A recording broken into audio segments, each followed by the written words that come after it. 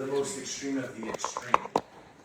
First, you saw them starting to take over different Islamist and Salafist groups, and then you started in November 2017 them creating a civilian governance apparatus, which they called the Syrian Salvation Government.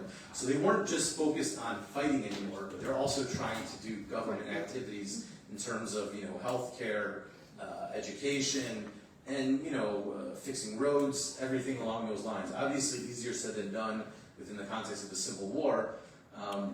But as I noted, after 2020 and the ceasefire, there was a lot more space for them to build up those capacities, which sort of explains what's happening now after the fall of the regime. They finally had it with Al-Qaeda, even though they originally broke with them in 2016, they kind of had a deal like, you're not going to bother us, we won't bother you. But the Al-Qaeda guys then in February 2018 decided to create a whole separate group called Khurasadin to fight against HTS. And so eventually they went to blows in June 2020, and HTS completely destroyed the new Al-Qaeda group. And since then, Al-Qaeda has been pretty much irrelevant in the Syrian context. Another key turning point is December 2021, when we saw HTS creating a military college within its territory to essentially professionalize their fighting forces, as well as to bring together all of the groups under one command and control and professionalize them in many respects.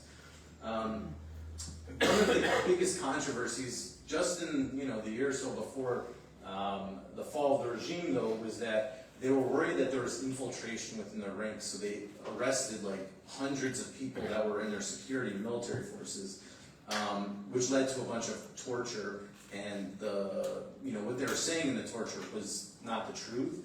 And as a consequence, eventually they had to release these people in January and February 2024. That led to a huge protest movement against HTS for the first time since they sort of took over that area in like 2015 to 2017 time period. And that led for the first time that we saw governance reforms within the group in March 2024. Most people overlook this because nobody was really paying attention to Syria that much, and then obviously the regime fell. But we saw for the first time that they started to try and open up their governance apparatus. And the thing, too, is that even though the area that they controlled in northwest Syria was 98-99% Sunni Arab, we saw around 2022 them starting to reach out and engage more with the Druze and the Christian community in northwest Syria. So you saw them trying to, be a more responsible government beforehand, even if, when I wrote this in 2022, I still would call them jihadists. But by the time you saw the offensive to overthrow the Assad regime, there were many questions and debates within the jihadist movement itself whether these guys were actually jihadists anymore, because they weren't following sort of that ideology. They stopped doing moral policing. They gave some more rights to women. They were engaging with minorities and not forcing them to convert to Sunni Islam. And so a lot of ideologues within the movement, whether with the Islamic State or Al-Qaeda, more or less said that these guys were not jihadists. And therefore, by the time the regime fell in December 2018, I mainly was calling them, like conservative Islamists, more or less, where Islam still informed things, but they weren't just trying to kill everybody in the same way we see with, the Islamic State and Al-Qaeda. And so, as you all know, the regime fell on December 8th last year. So, 14 years of civil war. There were 54 years of totalitarian rule, first by Hafez al-Assad, then Bashar al-Assad, his son. 1 to 1.5 million were probably killed in the war. There's no confirmed numbers because the UN stopped counting after a while because there's so many people who were killed and missing and nobody even knew. More than 50% of the population was either internally displaced or became refugees abroad. When the regime fell, the country was 90% poverty rate. 40% of the buildings were destroyed. This is just one of miles and miles of examples of this. I actually took this picture in a suburb of Damascus called Daraya. It was one of the first areas that the regime started destroying in 2011 and 2012. 35% of the primary and secondary schools were more or less inoperable, meaning less people being able to get access to education, which is a huge challenge. And when the regime fell, the capital, not some random rural village, but the capital was only getting 1 hour of electricity. Thankfully, it's gone up a little since then in the last 8 months. It's like still only 4 or 5 hours, so it's still not that much. But recent deals between Syria, Turkey, Azerbaijan, and Qatar, they're hoping that will then get up to 9 to 10 hours within the next 6 months. Still not a lot of electricity though. And this is the capital we're talking about. We're not just talking about random rural areas. So what is this government trying to accomplish actually since the fall of the regime? I mean, obviously one of the first things is to build legitimacy at home and abroad. They've had a much easier time doing it abroad than at home. Especially related to minorities, as we'll get into. Another aspect is demobilizing the old regime. But unlike, say, when the U.S. went into Iraq in 2003, and there was that whole debathification process, which essentially fired everybody, and that led in many ways to the insurgency against the U.S. in 2003. They decided not to have anything along those lines, but rather they're paying people that were previously in the bureaucracy of the old regime to continue to work or just stay at home, but they don't want any trouble. And so they're trying to sort of meld the governance that they created in Northwest Syria, the Salvation Government, sort of on top of the old regime's entity of governance, which by the time the regime fell was pretty hollowed out. So it's a huge capacity issue that's going on now. I mean, I remember when I went to some of the ministries in Syria, there's like really only like 15 to 20 people like doing things or making decisions, because there's this whole issue of trust now between those that had been previously working in the old regime and those now in the new government trying to reform everything. One of the biggest things that they're trying to accomplish is sanctions relief, as well as helping out with reconstruction and investment. That's where you then get into the issues related to the Gulf states, because they got all the money. And that's one of the reasons why when we saw President Trump back in May going to Saudi Arabia and having a meeting with Mohammed bin Salman, the crown prince, he also met with the president of Syria now, Ahmed al-Shara.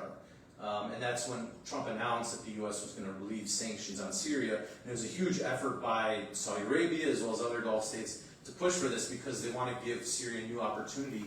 As well, you know, when we're thinking about geopolitics, that if Syria is actually turning its eye from Russia and Iran towards the U.S., the Gulf, possibly Israel, then, you know, it's important that they get this support, because I think there was like barely any money left in the central bank by the time the regime fell, because Assad had stored a lot of it in Moscow, and when he fled, he just had it all there. So another you know, issue that's ongoing is the integration of different military forces, obviously because of the civil war. One of them is bringing the Syrian National Army, the group that the Turks backed. Another is the Southern Operations Room, which was essentially a successor to the Southern Front. Then you have the Syrian Democratic Forces, the group that the U.S. works with in the fight against ISIS. And then you have those Druze forces that started to build themselves up after the protest movement to try and secure their area from the regime as well. So far, the SNA and Southern Operations Room have been able to join the Syrian military. However, there is definitely an issue of command and control. And in many ways, it's one of the reasons why we've seen some of these massacres in Syria, is that the new government doesn't have full control over these forces yet, because they had originally been operating independently. So in March, you had the massacre against the Alawites. A lot of the people involved in that was the SNA, the Syrian National Army, as well as just civilians seeking revenge against the Alawites, because the prior regime was mainly Alawite and not Sunni, and therefore they wanted revenge against them. However, the Syrian Democratic Forces and the Druze forces, because they're both minorities, are having a complicated time joining up with the new military, because they don't want to give up their rights, and they also are afraid that if they do, then it will lead to violence against them also. And we've obviously seen more recently, last month, what happened in Sweden with the Druze. And I'll get into that a little bit later, but so that issue is still ongoing. And then another thing is tackling security issues, whether it's former regime people trying to be involved in violence to overthrow the new government because they're not satisfied with not being in power anymore.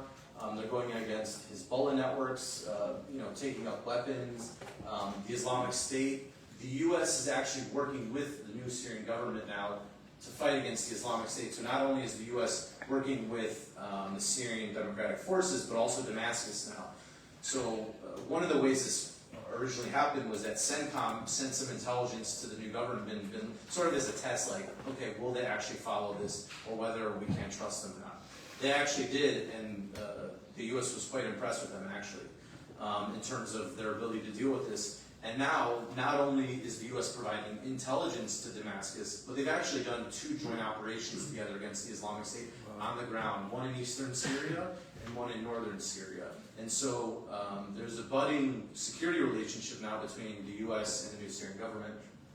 And then finally is the Captagon trade, which most people don't know about, in the U.S. because it doesn't really affect the U.S., but it's essentially like a methamphetamine that people get hooked on. And there's some of the pills as examples of it, but essentially it's become a huge scourge within the region itself, especially in Jordan and Saudi Arabia. And one of the problems that those governments had with the old regime was that the old regime was producing it at an industrial scale, because by the time the regime fell, they essentially were a narco state. Sort of something you think about like Colombia, but it was actually Syria because they had no money by the end. And so them trying to dismantle this industrial level drug trade has been a huge effort, and they've taken down now they've interdicted, I think, like 39 or 40 different Captagon networks within the country since the fall of the regime. And now they're doing sort of coordination with the Turks, the Iraqis, the Jordanians, and the Saudis. And I'm sure the U.S. and maybe the Israelis are helping out behind the scenes too, but at least publicly those are countries that have talked about working with them. And now it's still going on, of course, because drug traders continue to do it no matter what. But it's not at an industrial scale, and it's much more difficult to do. One of the complications is that a lot of it's happening now in southern Syria. And unfortunately, due to sort of the tense relationship between Israel and Syria, the Syrian military and security services aren't particularly allowed to go into southern Syria. Otherwise, Israel will, do airstrikes, as we've seen. And so some of this drug trade has now entered into these areas where the new government can. And that's created tensions, but the Syrian government can't do anything about it at this point. And so what are the interests of sort of the global and regional states now? This is a map from 2020, just as an illustration of like different areas of influence that countries had when the ceasefire happened back in 2020. Obviously, it's a bit different now because of the fall of the regime. But essentially, the Russians, they just want to maintain the bases that they have in Latakia and Tartus, which is the areas right here, to undermine. And also, they want to make sure that the U.S. doesn't really get a firm position in Syria now, since the U.S. and Russia have been in competition for decades now. Least of all in Ukraine issues as well. Then for the U.S., there's a whole host of things. Obviously, the U.S. wants to continue to fight the Islamic State. They don't want Iran to return as a key player in it. They want stability. They want to eject the Russian presence. They want the integration of the armed forces so that there is command and control and there isn't this leakage of violence that happens. They want to kick out foreign fighters that have been in the country. And they eventually want to have some form of peace with Israel. Obviously, there have been some reports about the Abraham Accords. Personally, I think that's way too soon to talk about that. I think that there needs to be more trust building between Israel and Syria before that happens. But there's more chance of it now than, say, there was under the Assad regime. For the Gulf states, they see it as a huge investment opportunity. They want stability in the region, for once, as well as a win against Iran. I mean, they've been huge rivals with Iran in the region in general. The Turks want to send back the Syrian refugees. It's become a huge political problem. There's 3 to 4 million Syrians that have been living in Turkey the last 13 or 14 years.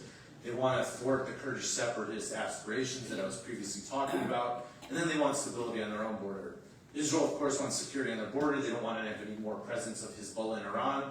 Mostly gone now because the new government is going against them. But again, like I said, the new government doesn't have access to sort of this area of the country.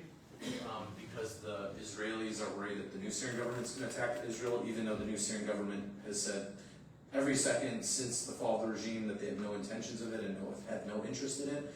And if you look at the activities of the new government, they don't focus on Israel at all, unless Israel does something in Syria. And so I think it's an important and different context. And then, we've seen them having an interest in protecting the Druze. Part of this is from pressure from the Israeli Jewish population, and making sure that their, cousins are not hurt or killed. And then they're, after the recent, 12-day war with Iran, a lot of the Israelis are now worried about Turkish presence in the region because the Iranians have been, hurt a lot, and therefore they want to thwart any Turkish ambitions. And then finally, the Iranians have been trying to assist the regime remnants. This led to some large-scale violence in March, continuing to try and send weapons to Hezbollah, as well as undermine the new Syrian state, because the new Syrian state hates the Iranians for everything they did during the war. And so a lot of that relates to sort of disinformation campaigns online to try and confuse people or make people angry related to what's going on in Syria, even if it's made up information. But what is the Syrian government actually doing on a day-to-day basis? These are just illustrations of things that have been going on literally in the last 24 hours to show that, outside of the headlines that you'll see in the New York Times or like on CNN, they're doing like a lot of things on the ground that, unless you're paying attention closely, a lot's going on. So Qatar Airways, for the first time, started flying commercial flights to Aleppo in 13 years in the last 24 hours. You see that this box is blocking it, but essentially up here it's a for hire sign for the Ministry of Administrative Development. The Ministry of Interior did some anti-narcotics training. That's this one here. You see them meeting with Syrian diaspora in this case. It's Syrians that live in Japan, of all places, coming back to Syria to see how they can assist and help. But that's been one of the biggest things that the new government's been trying to do, is to reach out to the diaspora. And actually, the diaspora community that they focused on the most has actually been Syrian Americans. So Syrian Americans are having a huge role in trying to help out with investment and bringing these guys along in the new government to understand. And we've actually seen a number of Syrians in the diaspora join up with the new government in the Ministry of Foreign Affairs. I actually have some friends in the Syrian government, which is totally wild for me, because just regular people now, they're all these important meetings and pictures of all these famous people now. It's wild. But you also see them, building and repairing new roads, diplomatic engagements, this case with China, unfortunately. But, I haven't really talked about China, but they're also, a player in this broader geopolitical game as well, because the Chinese have a lot of cheap products that could potentially be used for, reconstruction of the new country. And that's one of the reasons why I think also the U.S. decided to lift the sanctions, because the U.S. doesn't want the Chinese to gain an advantage in this arena. You see them sending gas into Sweden to help out the humanitarian situation after the recent violence, shipping and cargo operations, meeting on opening a potential television and radio center in Idlib, which is in northwest Syria, fixing electricity. They're having meetings with tribes, and then the far left is about consumer protection inspections related to the different factories and manufacturing and things along those lines, so nobody gets sick. Since a huge issue in the country is that because of the war and just the destruction of everything, not everything that you eat there will necessarily sit with your stomach well. And I've, unfortunately, personal experience. I got food poisoning when I was there. So there's a huge issue, and that's why they're inspecting a lot of different things related to that. But the status of the transition today, as a consequence of the violence in Sweden with the Druze last month, in many ways, it's changed the tone of things, where we, at least for me, I went from sort of cautious optimism to a little bit of lowered expectations and greater pessimism. I'm still hoping for the best, of course, and I think that hopefully level heads will go out, but there's definitely been a number of things that have happened that have led to this. I would argue that the original sin is sort of the so-called national dialogue that the new government did in February, where they essentially gave invitations to a bunch of people inside and outside Syria and the Syrian diaspora 2 or 3 days ahead of time, saying we're going to do a national dialogue to figure out all the different problems that's been going on in this country for 54 years of totalitarian rule. And we're going to do this in 8 hours. Yeah, I don't think you're going to have a national dialogue that's going to resolve all these issues within society in 8 hours. And therefore, that really upset a lot of people. Part of it also gets into the broader issues of capacity issues and the fact that the government doesn't necessarily have trust outside of its own circles from its own time when it was running northwest Syria prior to the fall of the regime. Then you have the constitutional declaration that happened in March, sort of as the reference point essentially for the transitional period until there's a permanent constitution, which they say will take 4 to 5 years, but who knows. The biggest issue is that it gives a ton of power to the executive, and there's not really a bunch of checks and balances, and so again, a lot of people are worried about that. The legislator, the president's allowed to, promote 1/3 of it based off of, who he wants to be in it, and then the judges are all done by him as well. And so there's a lot of blending of powers, and therefore people in civil society are very much worried about things along those lines. And then, of course, you have what I talked about in March, the massacre against the Alawites due to lack of command and control. They did a fact-finding committee. 200,000 people mobilized to fight against these people. Just for context, there were only 30,000 fighters in HTS before the fall of the regime. So it means that there's the country awash with weapons of people that at any day can just come up and decide to do something. And so demobilization of people and taking people's weapons away is going to be a huge, huge thing. And in many ways helps explain what happened with the Druze also in Sweden last month, was that it originally started as a fight between a bunch of Bedouin and Druze related to criminal enterprise, which led to some kidnappings, which then led to more and more tit-for-tat violence. The Syrian government tried to go in to stop it, but because that's considered southern Syria, the Israelis started bombing the Syrian government so that they wouldn't go in there, and then that led some of the Druze to stop being involved in negotiations related to a ceasefire between them and the Bedouin, and that sort of poured gasoline in many ways, which then led to even more violence because the Syrian government couldn't intervene, and therefore then the Bedouin went in and just massacred a bunch of Druze, unfortunately. And so it's a tense situation, and clearly some people argue that there's some misunderstandings between the Syrian government and Israel on this, though hopefully they figure it out, because I don't think anybody wants anything along those lines. And then we really haven't seen any implementation of the deal with the Syrian Democratic Forces. There's a slow transitional justice process. And then you don't really see the new government engaging much with Syrian civil society, even though it's quite robust. They're more focused on sort of what, in academia they call like the traditional notables, which is essentially the way the Ottomans used to govern areas that were not in like what is today Turkey. Primarily like businessmen, religious leaders, tribal elders, important families. But because of that, that mainly focuses only on men, because men are usually just in those roles in these societies, and therefore doesn't provide as much space for women to be involved in the political process, whereas in civil society, at the very least, there's a par between women and men in these organizations, if not more. In many cases, there are more women in it, and so that's also one of the problems as well. I'm going to leave it there because I know we got like 15 or so minutes, but I just want to show some of the pictures from when I was in Syria, because I'm sure many of you haven't seen Syria. The picture on the far top left is actually me at a 2,700-year-old synagogue that the Assad regime actually destroyed during the war. You can see it's in ruins. It's not, unfortunately, completely built up anymore. And then that's at the Umayyad Mosque, which is sort of the fourth most important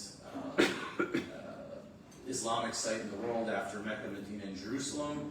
Then there's the Shia shrine, Sayyidah Zainab. There's the famous water wheel in Hama, which is a city in north central Syria. And then there's me with one of the religious sheikhs. I was just interviewing him, curious about things. And then this is more like official meetings with different people in the government, as well as the European Union, Turkey. And then this is the main mosque where the president of Syria grew up going to, so I thought it'd be cool to check out and hear what people had to say about him when he was a child. But I'll leave it at that. I know that I think I was pretty good with getting the 45 minutes, so.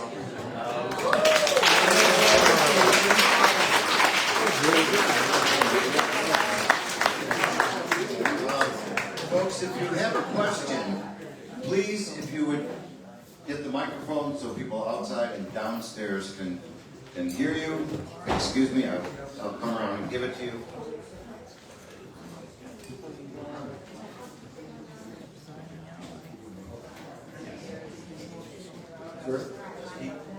Yeah, great presentation, two related questions.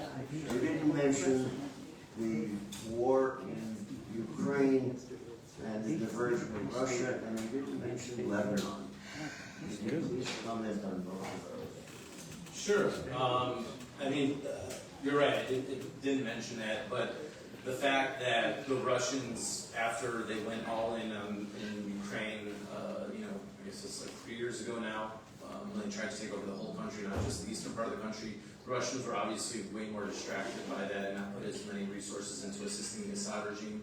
And then as a consequence of sort of the post-10/7 world and Israel's campaign against Hezbollah last fall, and Iran's focus related to Israel and shooting rockets and everything related to that, Hezbollah, which was mainly the main force in Syria holding the regime together on the ground, much of the fighters on the ground that were holding the territory of the Assad regime was mainly being done by Hezbollah. And once you saw the walkie-talkie and beeper operation, that pretty much put a lot of people out of commission, and that weakened their space in there. And then on top of that, as a consequence of the inflation in Syria, most people not believing in the regime anymore, and therefore there were ghost soldiers where people were being paid but not showing up, or people just deciding not to join up with the military when they were supposed to have military service.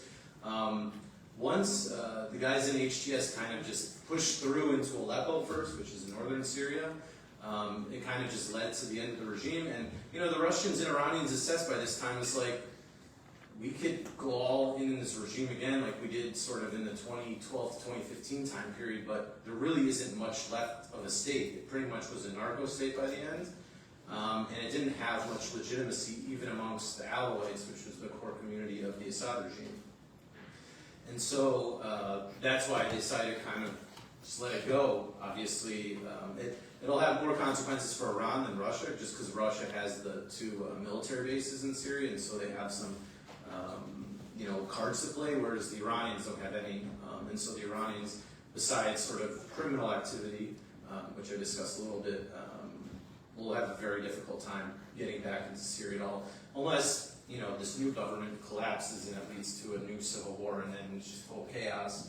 And as you can see, there's a lot of different actors, and in that situation, the Iranians could take advantage, which is why also so many people in the U.S. government now, as well as regional governments, are so keen on making sure that it stays stable, even if the people in charge are not, the individuals that it would be the first choice if somebody wanted to decide on who is ruling the country. Obviously, I think everybody wants the original protesters from 2011 that were trying to seek some liberal democratic government. Now we have sort of this Islamist or very Sunni majoritarian style government that is authoritarian, but it's not like the Assad regime where it was a totalitarian state, so people are allowed to kind of do as they please now, as long as you don't break the law. And so there's, relatively speaking, more freedoms. But at the end of the day, these guys in HTS are the ones making the decisions still, and there isn't like representative democracy or anything. Obviously, they still haven't had these legislative elections, which are allegedly supposed to happen in September. So time will tell, but again, the president's appointing 1/3 of the legislators, so how much independence does it really have? Can you say something about what happened to the chemical weapons that the Assad regime had? Where are they now, and are they accessible to these people right now? It's a very good question, actually. If you recall, there was the deal between Obama and Putin back in 2013 to try and destroy or bring out the chemical weapons. It is true that the U.S. and Russians did take out a lot of the chemical weapons, but not all of them, because we continue to see Assad using it throughout the war. And one of the things that's been going on behind the scenes, it doesn't get as much press because it's not as sexy, is that the new government is working with OPCW in The Hague to try and identify all of the different sites. And it's complicated because obviously the people in charge now weren't in the old government, so they don't necessarily know where everything is. So they also have to talk with people that are in the country that were part of the old regime. And my understanding is that they've been able to identify everything, at least as far as they're aware. The question now is more how they can destroy it, because the new government doesn't have the technical capabilities or the know-how how to do it, because these guys were running a very small government in northwest Syria that has no expertise on these types of things. And so that's one of the biggest things going on. Actually, when I was in Syria, I actually had the opportunity to talk to the person in charge of the chemical weapons file within the foreign ministry, and they're continuing to work with this. And I imagine that the U.S. behind the scenes is also helping out with this, because there's not that many countries that have the capacity or capability or know-how to destroy them. And the new government has no interest in keeping them. They do want to destroy them. I'm fascinated by the dynamics behind the PKK. Hold that close. Is that good enough? Behind the PKK giving up their weapons, and the regional hegemon that really considers Syria to be in their backyard, literally it is Turkey with regard to this, and dismantlement of the Syrian National Army. Is it the Kurdish group and Koban being under siege? Can you give some sense of the urgency to act in that area and Turkey's role? I mean, Turkey obviously wants the SDF to join the new Syrian government because they don't want it to be deemed as sort of this independent entity, but also that it's integrated within a broader Syrian context, so it becomes diluted. Whereas now, since the U.S. started teaming up with them, they've had this autonomous region, which they call the Autonomous Administration of Northern East Syria, and so that's one of the dilemmas, is that the U.S. has been working them to fight against ISIS, but the Turks still want them to remain independent, and the new Syrian state wants them to join the military. But the Kurds want to make sure that they secure their rights. And they've also had different experiences in governance than HTS did, where their background is a bit more communist, and so a lot of the areas run like communes, whereas HTS essentially ran a government that's more technocratic in some ways, with ministries more centralized top-down instead of decentralized bottom-up. And so there's a huge dilemma, and as a consequence of sort of what happened in Sweden with the violence, that has made the Kurds less interested in integrating because they don't want to give up their weapons. But as a consequence, you see more rhetoric now coming from Turkey that they might have to do another military operation. And so the question will be, how does the U.S. sort of diplomatically deal with this? Because of course the U.S. is a huge ally with Turkey. Turkey is still part of NATO, whatever one might think of the government. But the U.S. has also been working with these guys, and CENTCOM views the SDF as some of the best partners they've ever had on the ground because they're so good at fighting ISIS. And that's one of the biggest dilemmas and one of the huge diplomatic issues going on behind the scenes between the U.S., Turkey, the SDF, Damascus. And there isn't, one solid answer at this point, because I think everybody for now is trying to dig in, and until each side tries to give something up, I think it's going to continue on this certain trajectory, which is also one of the reasons why I'm slightly more pessimistic now as a consequence of everything we've seen, unfortunately, in the last month. Two questions, and thank you for the speech. It's been wonderful. One, what's the rough population of Syria? And the second, when Assad was in power and the country was stable, what is the main industry and what percentage is it oil involved in Syria? Sure. Before the war, there was 27 to 30 million people, maybe. I don't think anybody knows what the true population is now as a consequence of all the people being killed, displaced, and refugees. I would guess maybe anywhere from 12 to 18 million now, but you're also starting to see a bunch of people returning back from Turkey, Lebanon, Jordan, as well as Europe. Obviously, it's not a ton of people, but I think so far 1.5 million people have returned, and I imagine it'll continue. Plus, if the country does remain stable, maybe we'll see a baby boom situation there too, but time will tell on that front. In terms of the different industries, phosphates is one of the larger industries there. But in terms of oil and gas, it's not that large. It's not like other parts of the region.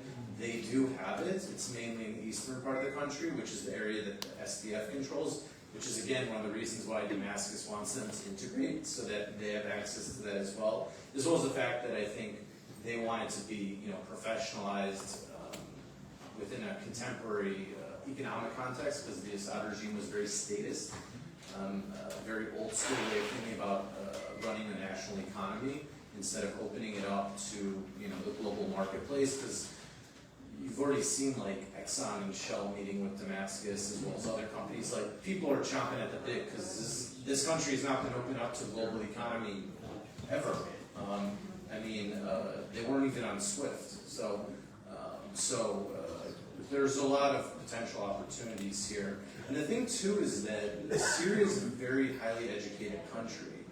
And so if it's able to enter into more of the global economy, it could be something similar to like a Startup Nation 2.0 in some ways, because many people are very entrepreneurial, very interested in trade, and you have a lot of Syrians involved in business abroad too, especially in Gulf countries like Qatar and the Emirates, but also a ton in the United States. And so if things work out, it'll be quite interesting because it could, I hope it works out, but if it does, it could look like another story like we saw with a lot of the Gulf states coming from nothing 35 years ago to being like these huge glass houses, essentially. But we'll see. My question relates to what we really think is the staying power of this new government. I see a lot of corollaries to the Arab Spring. There was a lot of hope, there was a lot of optimism, there was a lot of energy. But these new governments in all those different places could not address the gigantic problems on the ground. You talk about 90% poverty, 35% of the schools are gone. There isn't any place to live. There's all the infighting.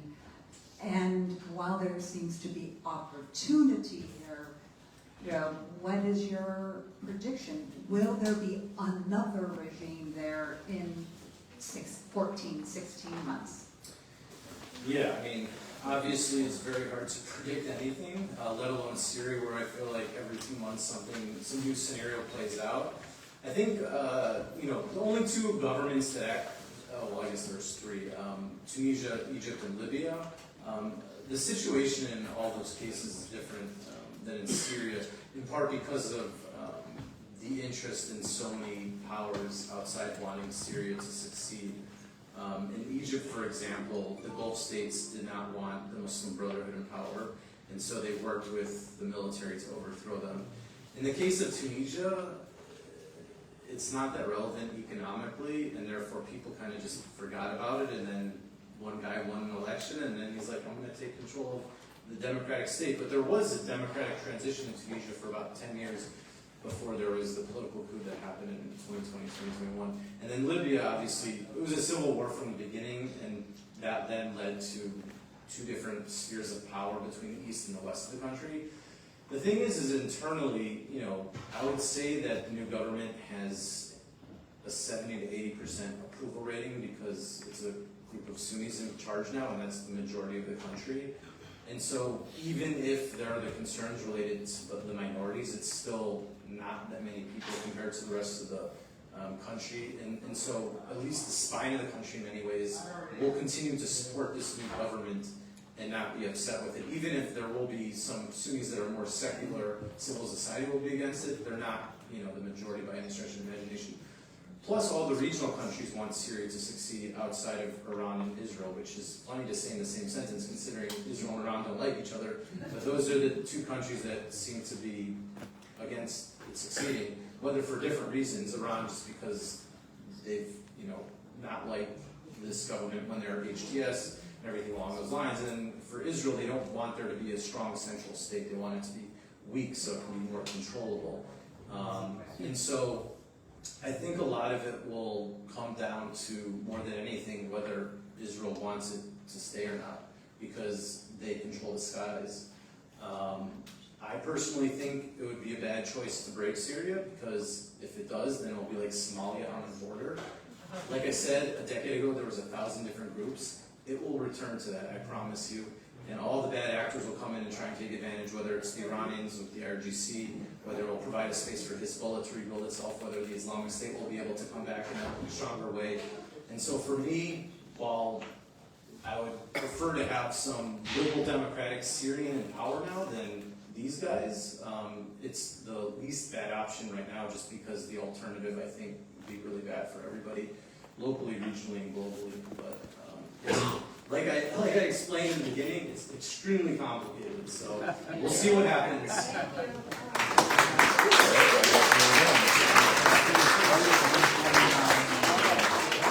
Aaron will be here to answer a few questions, and please come back tomorrow at 12:30. And he takes us through how the